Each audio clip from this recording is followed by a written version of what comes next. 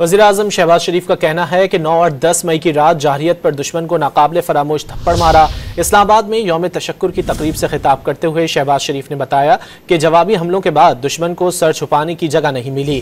सुबह के वक्त आर्मी चीफ ने फ़ोन करके बताया सीज़ फायर की दरख्वास्त की जा रही है, जिस पर उन्होंने आर्मी चीफ को जवाब दिया कि इससे बड़ी बात क्या हो सकती है कि दुश्मन सीज़ फायर की दरख्वास्त कर रहा है। 9 और 10 की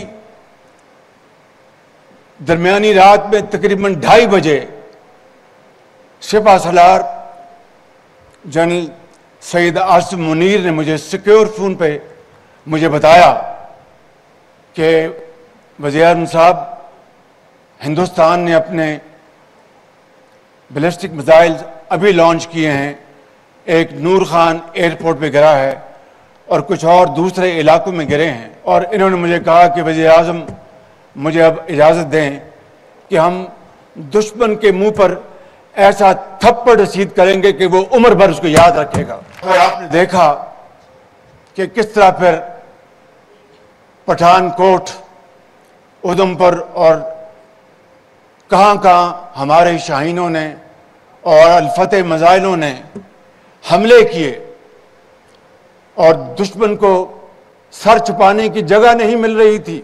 सुबह का वक्त था, मुझे सुबह में फजर के बाद मैं स्विमिंग करता हूं, तो मैं एहतियातन अपना सिक्योर फोन साथ ले गया और मैंने ज़िया को कहा कि ज़िया यार, अगर कोई घंटी बजे तो मुझे फौरन बताना। As luck would have it, वो घंटी बजी तो जनरल आसिफ मुनीर लाइन पर थे।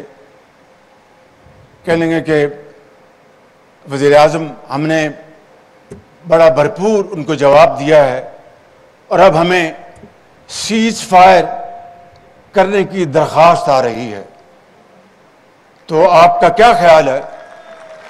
मैंने कहा, सिपा सलार, इससे बड़ी और इज्जत की क्या बात हो सकती है?